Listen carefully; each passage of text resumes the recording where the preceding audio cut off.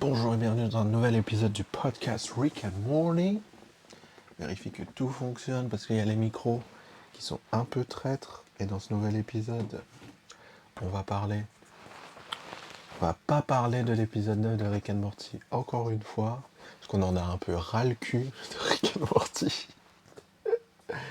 Le mec, le rageux originel. Mais à la place, comme j'ai eu tendance à un peu juger Rick and Morty par rapport à Rick and Morty, ce qui je trouve est pas forcément pertinent de comparer une œuvre à elle-même, parce qu'une œuvre, elle est vouée à évoluer, elle est vouée à avancer, elle est vouée à changer.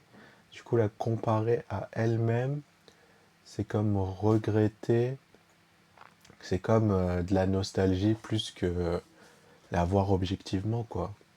Parce qu'elle peut pas refaire la même chose en boucle à l'infini, il faut qu'elle évolue. Et du coup, au lieu de comparer Rick and Morty à Rick and Morty, on va comparer Rick and Morty à ce qui sort en ce moment, c'est-à-dire la série Iron Heart de Marvel, le film 4 Fantastiques de Marvel, le film Superman de DC Comics, et un petit peu Lilo et Stitch. Mais on peut pas comparer à Lilo et Stitch parce que c'est un remake d'un truc qui date d'il y a longtemps. Après les autres, c'est un peu des remakes aussi, mais on va pas mettre Lilo et Stitch dans la liste, mais si je te conseillerais d'aller voir un seul truc, c'est Lilo et Stitch, quoi.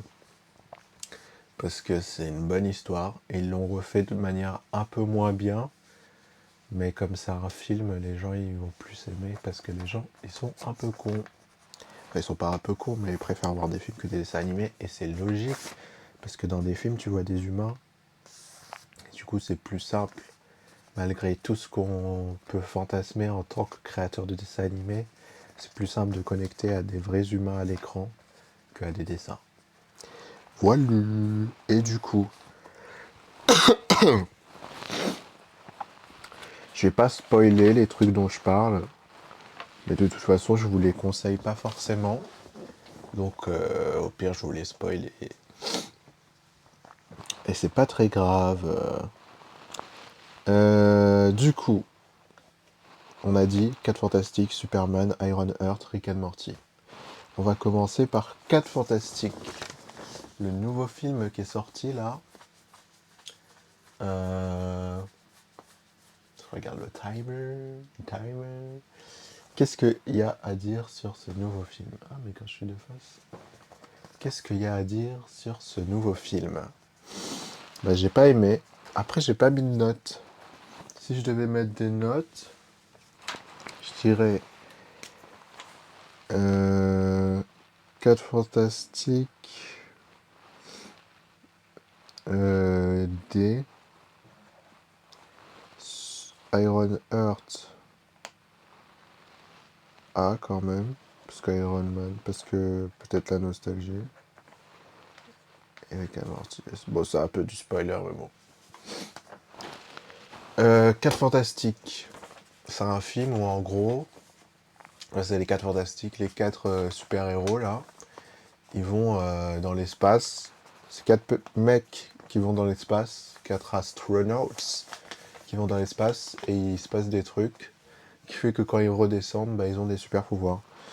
Il faut savoir que les 4 fantastiques en bande dessinée, c'est une œuvre qui a beaucoup inspiré Rick and Morty, notamment La Citadelle d'Eric. Bah, c'est inspiré d'un comics 4 fantastiques qui s'appelle La Citadelle des Richards, je sais pas. La Citadelle des Hommes Élastiques, où dans ce comics, tous les hommes élastiques de toutes les dimensions, ils se rejoignent pour essayer d'élucider un problème qu'ils peuvent pas gérer tout seuls. Et le film, il parle un peu de ça, du fait que c'est quelqu'un de très... c'est un scientifique, le personnage principal, c'est un scientifique qui a l'impression qu'il peut tout faire par la science. Et au moment où son projet scientifique il met en danger sa famille, il se rend compte d'à quel point il est médiocre, quoi, d'à quel point même s'il sait tout mieux que tout le monde, ben c'est pas assez, et qu'il a besoin des autres, etc. Et comment il réagit à ça? Au début, il réagit dans une logique de je vais être très dur avec moi-même, je vais me renfermer sur moi-même et essayer de trouver la solution. Et à la fin, il se dit, en fait, je peux trouver la solution avec l'aide des autres, même s'ils sont pas aussi scientifiques que moi. Leur façon de penser peut élucider les problèmes, mais d'une autre façon. Et c'est à moi de traduire en langage scientifique, quoi. Et voilà, en gros, le film, il parle de ça. Et il y a beaucoup de défauts. Par exemple, le film, il fait apparaître un méchant, qui est un des méchants les plus iconiques de Marvel, ou peut-être pas, j'en sais rien, je suis pas un si gros fan des Marvel en bande dessinée que ça. Moi, j'aime juste les films. Mais c'est Galactus, qui est un géant de l'espace qui dévore des planètes. Du coup, tu vois, c'est un méchant de fou, quoi. Un méchant vraiment. Tu te dis, c'est le méchant ultime, tu vois. C'est à la fois il est géant, à la fois il mange des planètes. Donc pour lui, il n'y a pas de discussion avec lui. Il n'y a pas de. Tu peux pas dire. C'est pas comme Thanos où tu peux dire. Ouais, mais il a des filles. Sa planète à lui, elle a été détruite. Du coup, il détruit les planètes des autres en prévention pour pas qu'ils vivent les mêmes horreurs que lui. Enfin, il impose aux autres planètes les mêmes horreurs que lui pour les sauver d'elles-mêmes d'une certaine façon. Et, euh, et là, c'est pas du tout ça, quoi. C'est juste Galactus, il est con. Il veut de la puissance. Il veut du pouvoir, donc il mange les planètes. C'est super dommage parce que à la fois, bah, c'est dur de donner de l'humanité à ce personnage, c'est dur de le faire en sorte qu'on s'attache à lui et qu'on le respecte autant que Thanos. Mais à la fois, dans ce film-là, ils l'ont pas fait assez monstrueux. Tu vois, ils auraient pu en faire un titan de l'attaque des titans, une espèce de force de la nature indomptable que tu sais plus. Des minuscules à côté et il a aucune pitié, il détruit tout, etc. À la place, ils en ont fait un genre de gros bébé cadom, un genre de Cro-Magnon un peu nul, qui tombe dans des pièges d'enfants de 4 ans. On lui fait des croche-pieds, des trucs comme ça, et c'est vraiment des moustiques qui se battent contre un humain et qui arrivent à le tuer, quoi. Et c'est super dommage qu'ils aient pas réussi à en faire quelque chose au point où à faire quelque chose d'intéressant, quoi, de faire quitte à faire un méchant nul, autant que les héros ils brillent, quoi, en face de ce méchant. Et là ils brillent même pas, c'est juste bah, après ils sont plus malins que lui, mais même pas ils sont pas plus malins que lui au point où on se dit waouh, ils sont vraiment malins. Non, juste font des choses assez pragmatiques. C'est un film très pragmatique, un film très je pense que c'est un signe de fin du monde. C'est un film très carré, très un pas après l'autre. Et ça manque d'âme, ça manque de folie, ça manque d'humour, ça manque. Les personnages n'arrivent pas à être drôles, à être attachants. Les personnages secondaires, on comprend pas. Il y a une femme, il y a une femme noire qui leur parle. On ne sait pas si c'est la présidente, si c'est l'assistante du président, si c'est, on comprend pas. Il y a vraiment des problèmes fondamentaux de sur le papier. Je suis sûr que le film, il est carré, tu vois, en termes de narration, de trucs et tout. Mais dans le tournage, il manque ce côté humain à ce film, ce côté où tu as envie de le regarder. C'est les petites conneries qui font que tu le retiens, le film. Le film, je l'ai vu il y a pas longtemps et je l'ai déjà oublié. Et, et tu vois, Galactus, il y avait tellement mieux à faire. Il y avait tellement un truc de... En fait, la meilleure chose à faire contre Galactus, c'est de mettre un géant en face. Du coup, ils auraient pu mettre Ant-Man dans ce film-là. Mais je pense ils n'avaient pas envie. Mais ils auraient pu faire que le bébé il devienne géant. Pardon. Il est 8 h du mat, je suis en train de mourir. Ils auraient pu faire en sorte que le bébé il devienne géant pour faire un combat de géant à la japonaise avec des kaijus, ou bien ils auraient pu construire un robot géant que les 4 fantastiques ils contrôlent comme des comme des Power Rangers, où ils auraient pu faire en sorte que l'homme élastique il manipule une marionnette géante, ou je sais pas, ils auraient pu trouver un truc pour battre Galactus par du gigantisme au lieu de rester tout petit et d'essayer de faire ça comme ça, quoi. Il y avait tellement plus de manières stylées de battre Galactus et ils y sont pas allés. Et même ils auraient pu un autre truc qui aurait été cool, mais je pense que ça fait pas partie du comics. Et ils ont un peu respecté les comics, c'est pour ça que c'est un peu gaze. Parce qu'en vrai, les comics, ils sont un peu gaze, hein. On va pas se mentir. Ils sont pas incroyables, les comics. C'est ce qui fait que quand ils les suivent à la lettre, des fois, c'est un peu éclaté. Attendez, je me mouche.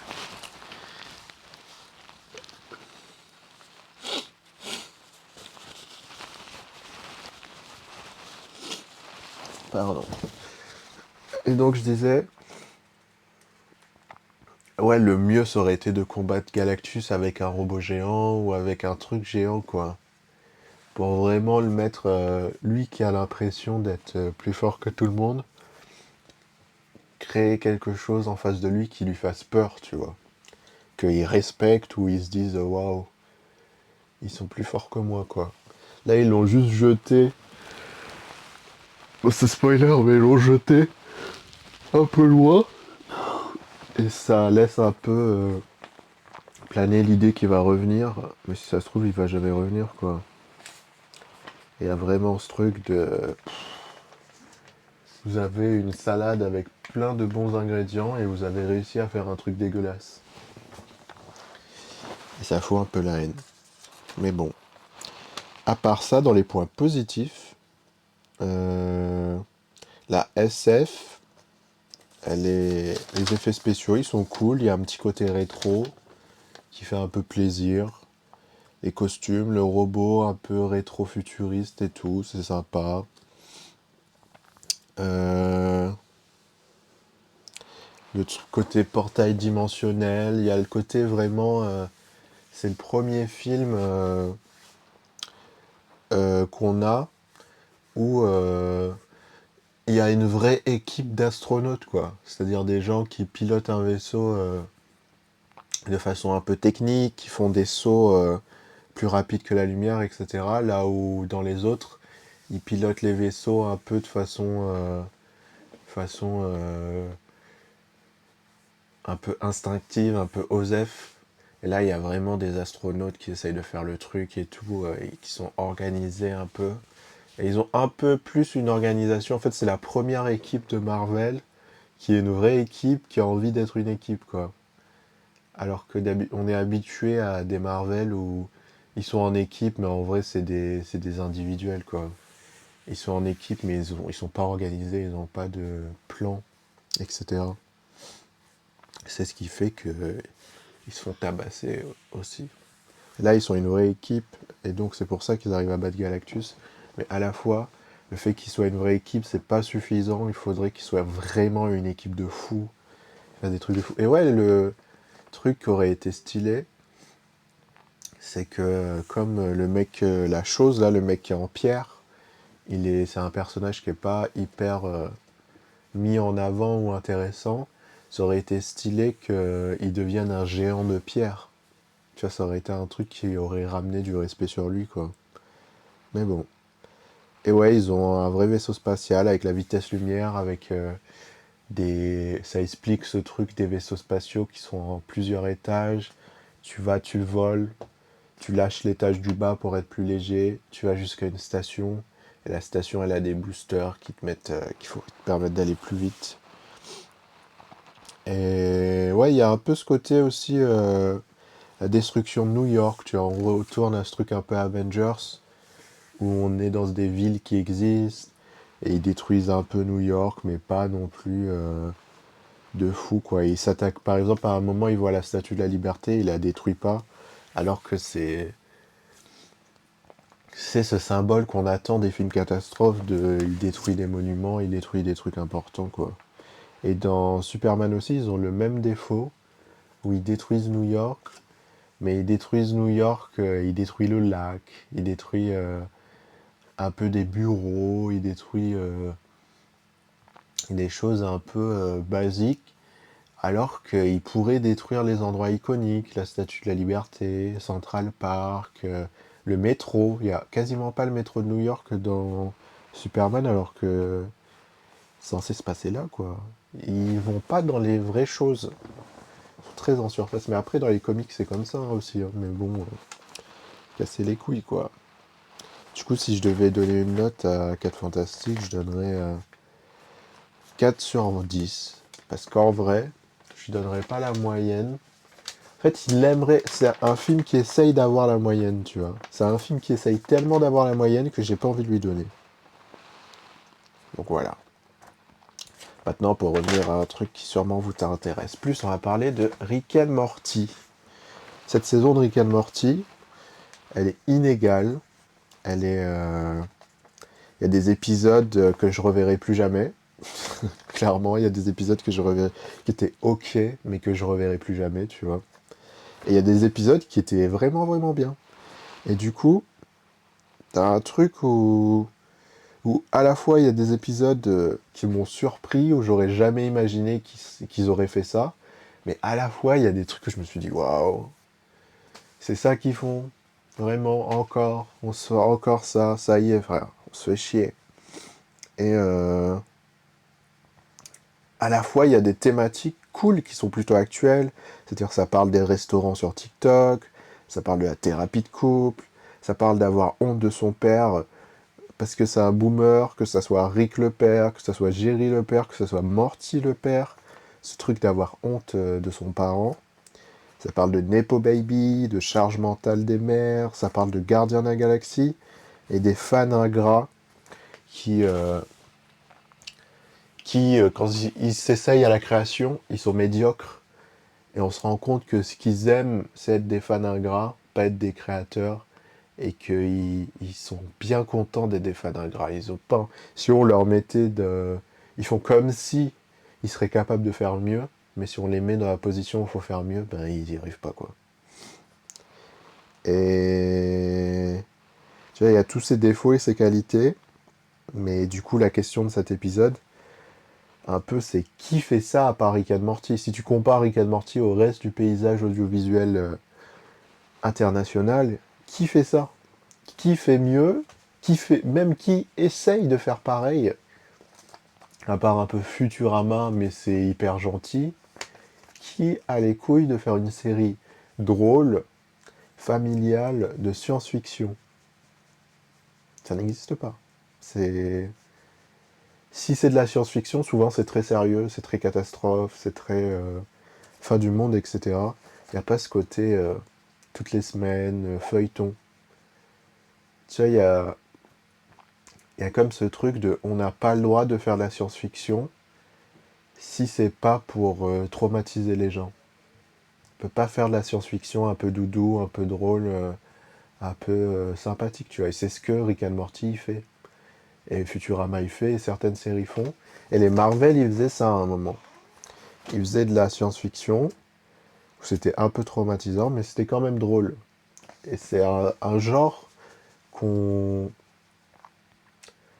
qu'on méprise un peu, mais qui est tellement rare. C'est de la comédie à très gros budget, quoi. Et à part Rick and Morty, qui fait ça?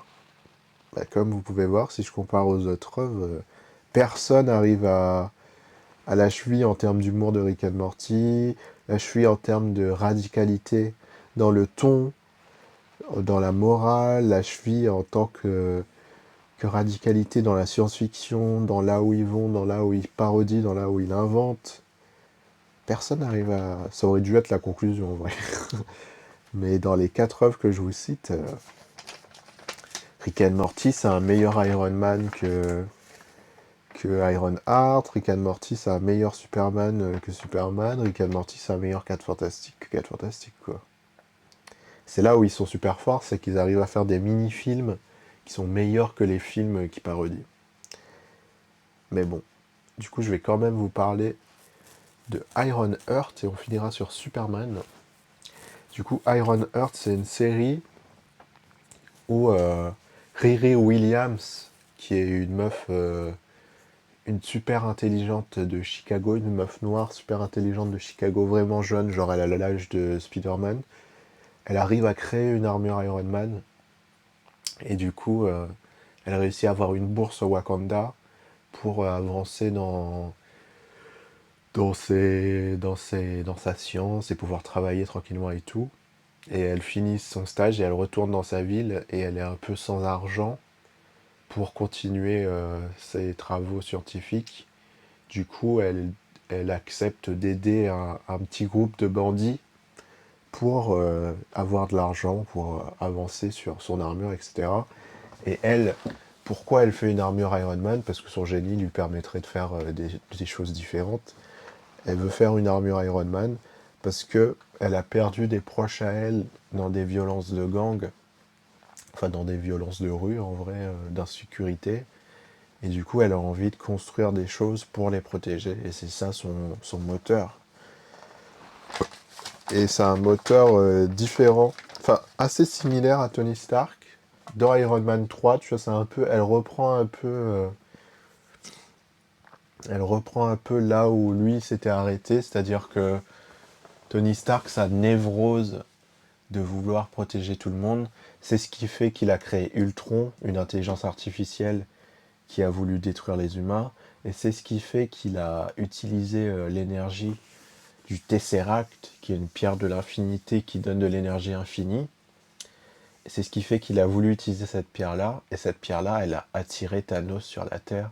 Et donc c'est un peu à cause de lui que Thanos, il s'est attaqué à la Terre, quoi.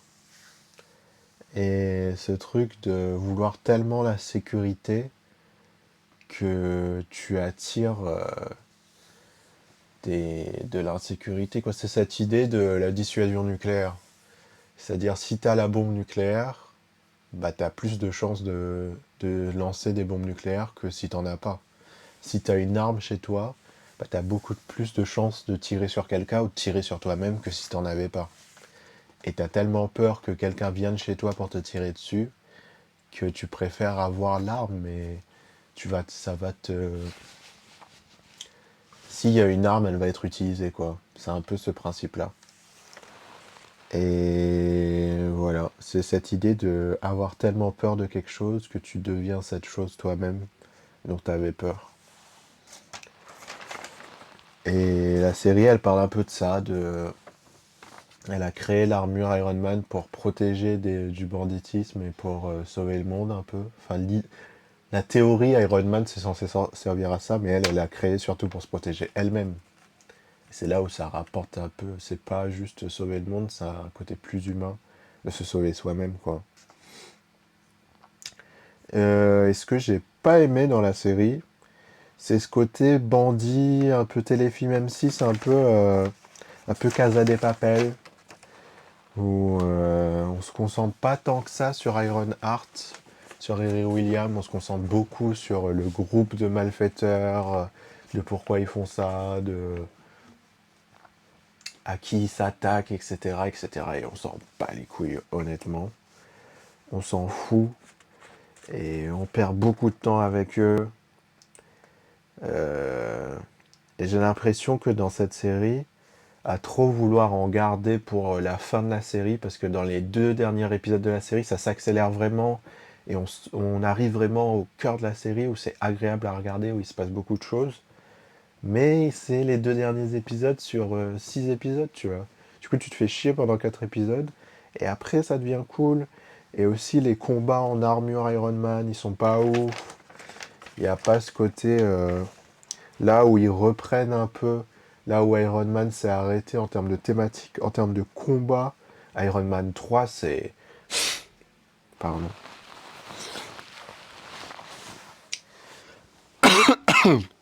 Iron Man 3, c'est vraiment une masterclass en termes de combat d'armure. Il tape des gens avec une armure, elle se détruit, il en prend une autre. Il, il sacrifie des armures pour tabasser des gens, il enferme des gens dans des armures, il les fait exploser, il a des armures en plusieurs parties, il a des armures géantes, il a des armures petites, il a des armures furtives, il a des armures laser. Et même à un moment, il avait les nanorobots, tu vois. Et en fait, dans cette série-là, en gros, elle a deux armures et elles se détruisent. Une fois qu'elles sont détruites, ben c'est fini, quoi. Elle n'a plus rien, elle est tout nue. Alors qu'elle pourrait construire des gadgets qui la permettent de se défendre, même si elle n'a pas d'armure, quoi. Et c'est ce qu'il fait dans Iron Man 3, en plus. Donc c'est sûr qu'elle en est capable, mais elle le fait pas. Et... Et même les personnages secondaires, le casting il est plutôt cool, mais on n'a pas le temps de s'attacher aux personnages secondaires. Et après, ils les ont pas tués, les personnages secondaires, donc peut-être on pourra les revoir dans une saison 2. Est-ce qu'il y aura une saison 2? Et dans les côtés positifs, il y a le mélange de la science et de la magie qui est hyper intéressant. Où c'est le combat de Iron Man la science contre le méchant qui a de la magie. Et c'est un truc que Iron Man, ils ont pas beaucoup fait. C'est-à-dire que Iron Man, il a été plutôt confronté à de la violence brute plutôt qu'à de la magie. Du coup, c'est intéressant. Et aussi, il y a le côté très mécanique des armures qui est revenu. Là où dans Infinity War, etc., Iron Man, il était en nanorobot. Du coup, c'était lui qui était quasiment magique, avec son armure qui se rétractait, qui se revenait sur lui. Il pouvait inventer des armes à l'infini et tout. Là, on sent qu'il y a ce truc très machine, très militaire, où elle a quelques armes, et pas plus, quoi. Une fois qu'elle a plus rien, elle a plus rien, et elle est baisée, quoi. Et je trouve qu'ils n'ont pas assez appuyé ce truc. On la voit construire l'armure, mais on comprend pas non plus exactement les limites et qu'est-ce qu'il y a dans son armure. Et ce qu'ils auraient pu faire au moment de construire l'armure, c'est vraiment citer toutes les armes qu'elle a et qu'on puisse, dans le combat d'après, tu vois, on est préparé, on connaît son arsenal d'armes et la voir utiliser son arsenal d'armes les unes après les autres et se rendre compte que ça marche pas, ça marche pas, ça marche pas, ça marche pas, tu vois. Ça, c'est un truc que je trouve qu'ils ont fait super bien dans Infinity War, où tu vois que vraiment ils utilisent tout ce qu'ils ont et c'est pas suffisant. Et il y a ce côté désespoir un peu, où tu vois, il y a un peu des combats où tu le vois utiliser des trucs et ça fonctionne de fou, et après il utilise la même méthode et ça fonctionne pas, tu vois. Là, il manque ce truc de préparation paiement, tu vois, où on comprend pas trop qu'est-ce qu'elle a dans son armure, on comprend pas trop quelles sont ses capacités, et ils se servent de ça pour nous surprendre, alors qu'ils pourraient nous donner les clés pour comprendre le combat, et quand même nous surprendre, quoi. Ils le font un peu de manière malhonnête. Et une autre très bonne idée, c'est qu'en fait dans les comics Iron Heart, Tony Stark il est mort, mais il revient en hologramme. Et du coup, comme il pouvait pas ramener Tony Stark parce qu'il est mort et ce serait un peu nul, et je pense même en termes de casting, en termes de coût de la série, c'est pas forcément possible. Mais en vrai, ils auraient dû ramener Tony Stark. Ils auraient dû ramener Tony Stark en hologramme en vrai. Au moins pendant une scène pour faire la passation, quoi. Ça aurait été beau d'avoir une scène ou même un message enregistré où Tony Stark il lui fait un message d'Iron Man à Iron Man. Je pense que le fait, cette série-là, les gens ils ont pas l'air d'avoir kiffé à mort.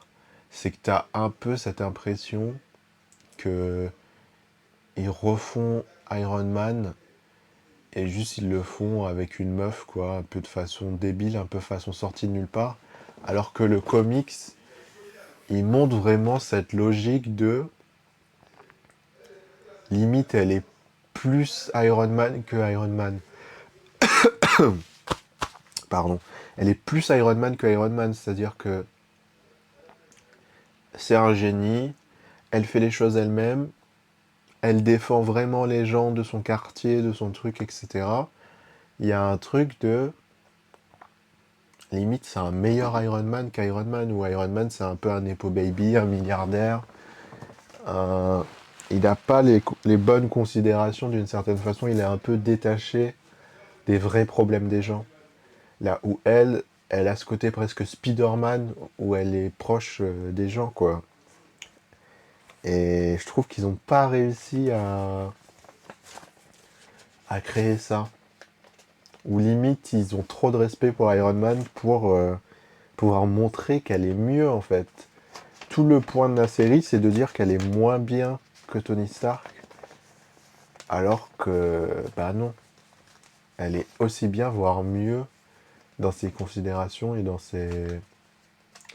Et aussi, elle a des problèmes d'anxiété, fait des crises d'angoisse, et Tony Stark aussi, dans Iron Man 3, il fait des crises d'angoisse, et c'est le fait d'être mécanicien qui le sauve.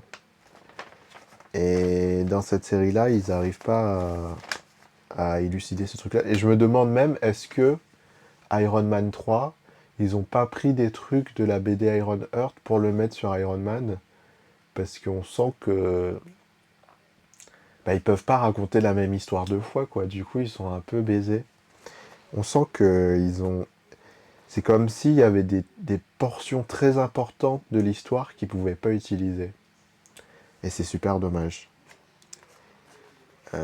Déjà, même s'il y avait eu Tony Stark dans la série, qui coachait Riri Williams, bah, on aurait vraiment eu ce truc Karate Kid, passement de flambeau, etc., etc. Et ils l'ont pas fait. Ça, c'est une erreur de fou. Mais après, ils ont trouvé un truc, un petit truc pour rendre ça intéressant quand même. Mais je pense qu'avec le recul, ils auraient dû dire, bah non, faut qu'on ramène Iron Man, ou au moins un Iron Man d'une autre dimension. À la limite, tu vois. Ils auraient dû amener un Iron Man d'une autre dimension et dire, ou au moins Jarvis. Ouais, ils auraient pu ramener Jarvis ou Ultron ou n'importe quoi, mais on a besoin de cette passation que sinon les gens ils vont jamais l'accepter, j'ai l'impression, alors que c'est pas un mauvais personnage. Je pense que c'est un personnage qui a beaucoup de potentiel, mais ils n'ont pas encore trouvé comment l'utiliser. Et du coup, j'imagine qu'elle va faire partie des Avengers. Et j'espère qu'à ce moment-là, ils vont réussir à lui donner des moments de gloire, quoi. Je pense pas que ce sera la meneuse des Avengers. A priori, la meneuse, ce serait plus Captain... serait plus les Thunderbolts ou Captain Marvel. Dans les comics, c'est Captain Marvel, la nouvelle meneuse des Avengers. Mais je pense, vu le box-office et tout, ce sera plus les Thunderbolts ou Bucky, le soldat de l'hiver. Mais j'espère qu'il y aura une saison 2 parce que la série, elle est pas mauvaise. Mais encore une fois, ils avaient une salade de fou et ils ont réussi à faire un plat plutôt moyen. Ils avaient les ingrédients pour une salade de fou, ils ont fait un plat plutôt moyen. Ça fout un petit peu le seum, mais c'est pas mauvais non plus. Ça se regarde comme un téléfilm M6, quoi. Alors que ça devrait être la meilleure série de l'année. Mais bon, on va parler de Superman en vite fait, parce qu'en vrai, on s'en bat les couilles de Superman. On est des Marvel fans ici. Superman, il va niquer sa mère. Et je trouve Superman, c'est un personnage qui est perdu d'avance, parce qu'il est tellement... je trouve que c'est un personnage qui est plus d'actualité. C'est un personnage qui est parfait, un personnage qui représente vraiment ce soldat. C'est un Captain America sans faille en fait. C'est un Captain America sans le côté la méfiance de l'État, la méfiance de tout ce qui est militaire, sans le côté sombre, tu vois. C'est un Captain America Miss France. C'est un Captain America naïf. Le Captain America, il a ce côté où il a fait la guerre, donc il sait que des deux côtés, il y a des torts, qu'il faut tuer des gens, il faut y aller, il faut machin. C'est vraiment Captain America Miss France. Et du coup, il y aura toujours une faille de ton dans ces films-là, parce qu'il va jamais aller jusqu'au bout du truc. Et ce qui est assez ironique, c'est que dans le film, Superman là, le nouveau Superman, il y a d'autres super-héros, et il y a notamment un personnage qui s'appelle Hawkgirl, et ce personnage, bah, il a ce truc de pragmatisme où il tue des gens, et il a pas peur de tuer des gens. Et, et c'est là où tu te dis, et ce personnage-là, il est limite plus intéressant que Superman du coup. Et à un moment, il y a Supergirl aussi, et elle est un peu la meuf, un peu ratchet, un peu qui va faire la fête, qui se bourre la gueule, et qui, et ses super pouvoirs, elle les utilise de manière, euh, comment dire, pas inappropriée, mais irresponsable. Et du coup, il y a ce côté où elle fait vraiment peur, tu vois. Et c'est un personnage qui a l'air plus intéressant que Superman. Et il y a le chien de Superman aussi, qui est un personnage qui est sympa. Et qui est encore une fois plus intéressant que Superman. En fait, le problème de Superman, c'est que tous les personnages autour, ils seront toujours plus intéressants que Superman. Et dans ce film, bah il y a le méchant, il a un arc d'évolution et un arc de névrose qui est plus intéressant que Superman. Mais encore une fois, les personnages secondaires, ils ont du mal à exister. Euh, encore une fois, bah, c'est pas drôle, c'est pas. Pourtant, c'est le réalisateur de Gardien de la Galaxie et il a pas réussi à rendre ça aussi drôle alors qu'il a fait le deuxième film Suicide Squad, qui est en vrai un film Harley Quinn et il est drôle et il est beau et il est intéressant et il est punk et tout. Vraiment le film Suicide Squad avec Harley Quinn, le deuxième, il y a vraiment des beaux moments quoi. Et là non, il y arrive pas. Encore une fois, ils essayent d'avoir 5 sur 10. Et c'est un film qui essaye vraiment d'avoir 5 sur 10. Et il y a même un côté, une métaphore un peu de la Palestine et tout, qui est bien en vrai. En vrai, qui est bien. Mais on m'a tellement. Les gens sur internet, ils ont tellement sucé le truc que je trouve que c'est pas assez. Mais bon, je suis peut-être un peu trop dur. Mais je trouve que. Bah, ils ont sucé juste pour sucer, quoi. Alors qu'ils auraient pu le mettre dans un vrai. Une vraie difficulté. En mode. Bah, il doit choisir, tu vois. Entre sauver son pays ou sauver la Palestine, et qu'est-ce qu'il choisit et qu'est-ce qu'il machin, tu vois. Parce que c'est ça la vraie. Après, les Américains, ils sont pas vraiment en danger.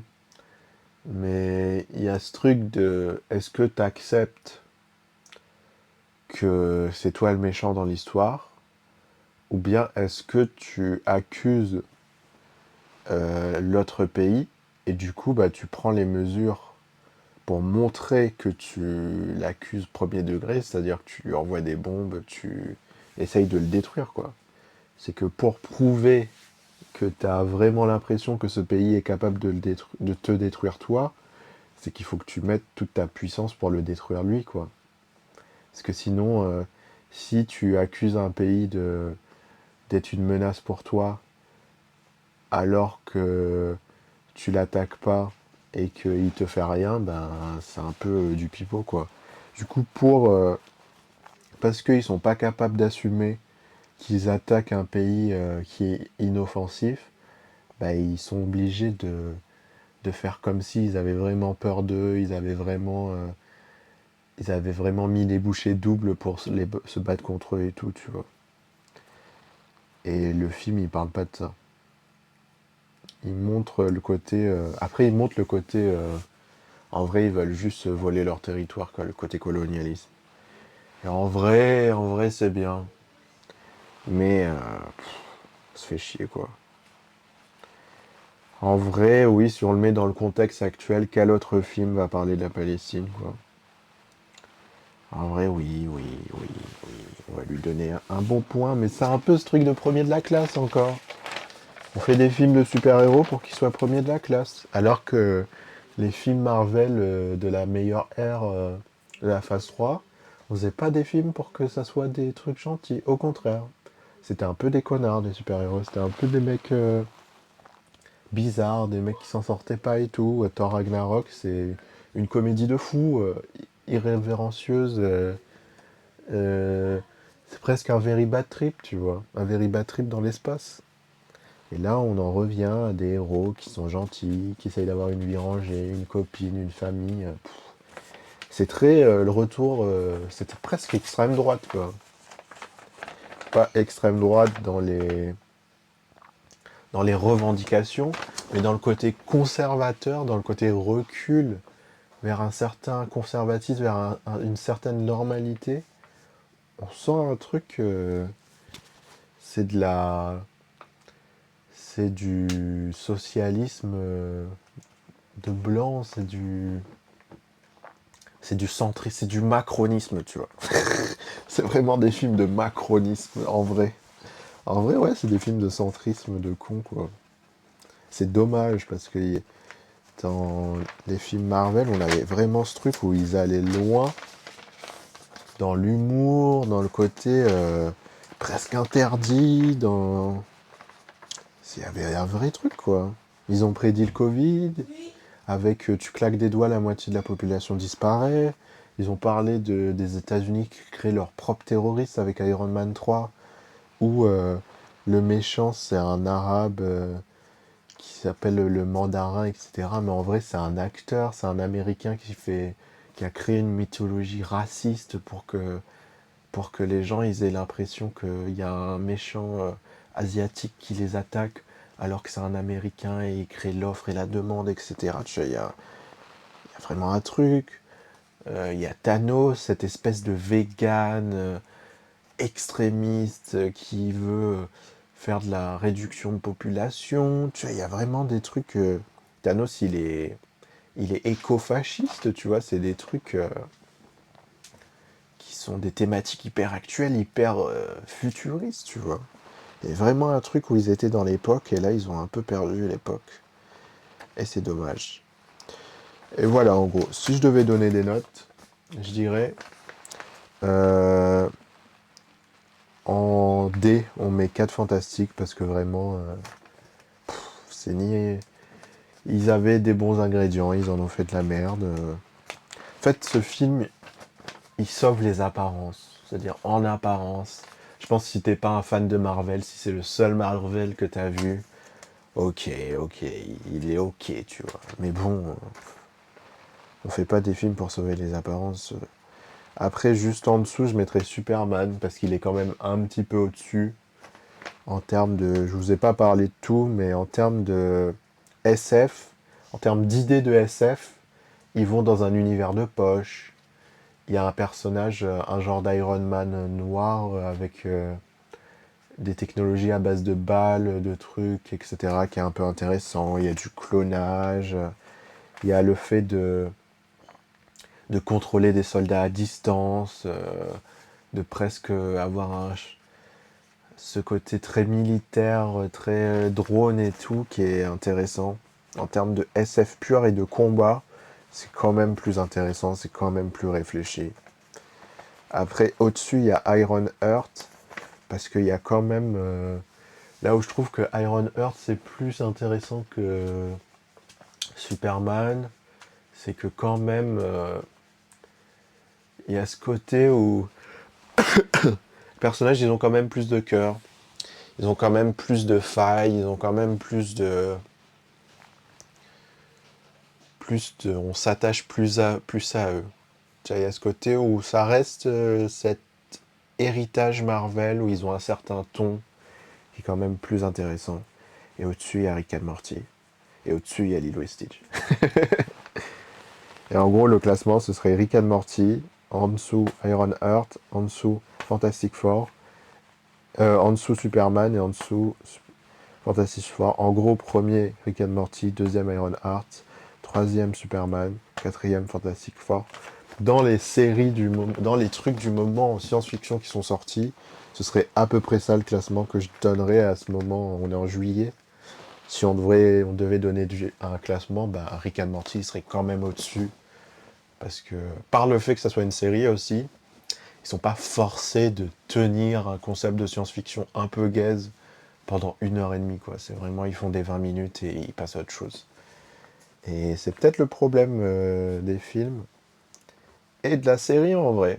C'est qu'ils ont des concepts forts de science-fiction, mais ils doivent tellement les tenir longtemps que on en a marre, quoi. Au bout d'un moment, ils n'arrivent pas à les tirer assez loin. Là, au Rick and Morty, tous les 20 minutes, ça change, quoi. Le mouvement de con. Et ouais, voilà. Ce que j'avais à dire à peu près. On est pas mal, on est sur un bon petit 45 minutes. Sinon, pour parler vite fait de cet épisode de Rick and Morty, il est plutôt cool, mais c'est un épisode que je verrai une fois et que je reverrai plus jamais, quoi. Où c'est la dimension poubelle de Rick. Encore une fois, dimension de poche. Ils font quelque chose d'intéressant d'une dimension de poche, là où dans Superman, ils en font une prison, quoi. Ouais. Voilà, c'est fini, j'ai plus rien à dire en vrai. Je sais pas pourquoi j'éternise, je fais l'erreur que ces séries font à vouloir durer trop longtemps. Mais il y a un vrai truc où il y a des choses à faire. Il y a des choses à faire. Mais en fait, les films de super-héros, et encore je dis les films de super-héros, mais je trouve ça réducteur, parce que c'est pas des films de super-héros. C'est pas des.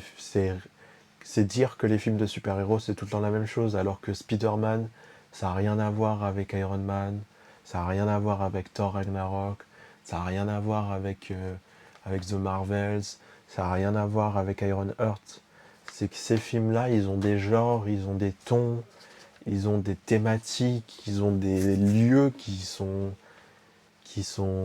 différents. C'est comme si tu disais, bah, tous les films, c'est des Ghibli, ou c'est des mangas, ou c'est des dessins animés, quoi. Non, ça n'a pas de sens. C'est pas un genre, c'est un moyen, le film de super-héros. À la limite, on peut dire que c'est un médium. Parce que ce qu'ils ont en commun, c'est un certain budget super-héros, c'est des effets spéciaux qui sont léchés, qui sont parfaits, et c'est un casting qui est toujours super intéressant. Ça, à la limite, ce serait le genre du super-héros. Mais c'est Iron Heart, c'est un peu un Casa de Papel, Spider-Man, c'est plutôt un teen movie, un Spy Kids, Iron Man, c'est plus un film d'action, Rush Hour, Die Hard, des films de combat, espionnage, terroriste, etc. Captain America, c'est plus un film d'espionnage, mission impossible, militaire, combat à la main, etc., etc. On découvre des nazis, etc., etc. Et Black Panther, c'est plus un film de gouvernement, de royauté, de comment faire pour tenir un peuple, alors que c'est la merde, c'est la guerre civile, c'est la guerre mondiale, etc., etc. Tu sais, film de super-héros, ça va rien dire. Mais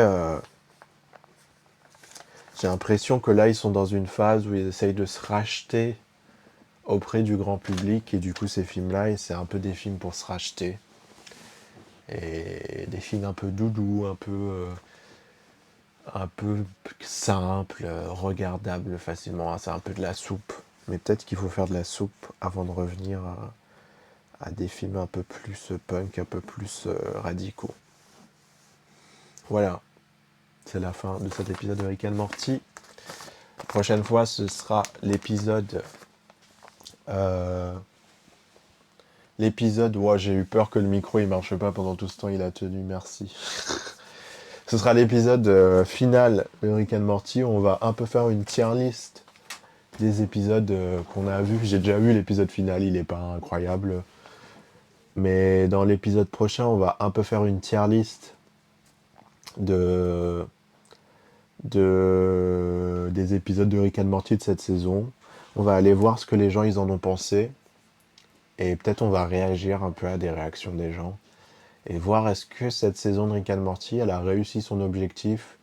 C'est de ramener un peu Rick and Morty dans le cœur des gens. Où ça sent, où c'est une saison un peu plus légère, un peu plus conceptuelle, un peu plus machine à TikTok, tu vois, les extraits qu'ils ont mis sur Internet, ils ont bien marché. C'est un peu une saison où ils essayent de faire des petits trucs simples. Ils ont pas parodié Dune, ça me déçoit un peu, mais bon. Quand même une bonne saison, en sachant qu'ils vont revenir l'année prochaine. Oui, oui, oui, oui. On les pardonne. Oui, oui, c'était une bonne saison de Rick and Morty. Oui, il y a personne en face, il y a personne qui leur arrive à la cheville. Ils sont trop forts. C'est des Mbappé, du coup, oui, ils perdent en finale alors qu'ils marquent 3 buts. Mais qu'est-ce que tu veux qu'on leur dise? Ils ont joué leur rôle, ils ont marqué 3 buts. Ils n'ont pas gagné la finale, mais ils ont marqué 3 buts. Qu'est-ce que tu peux leur demander de plus? Voilà, c'est la fin. Bye bye.